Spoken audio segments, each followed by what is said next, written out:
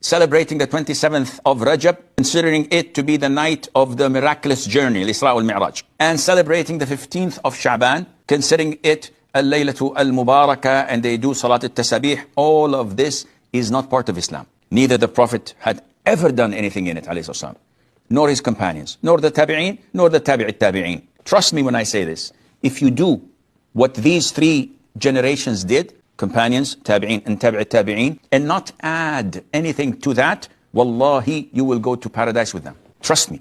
But if you innovate, if you invent things that were not done by them, then on the day of judgment, the angels would prevent you from approaching the pool of the Prophet ﷺ, and you will not be allowed to drink from it. And when the Prophet ﷺ calls Allah, my ummah, he will be replied to by saying, you don't know what they've innovated after your death. And the Prophet would say, destruction may be upon those who innovated after me.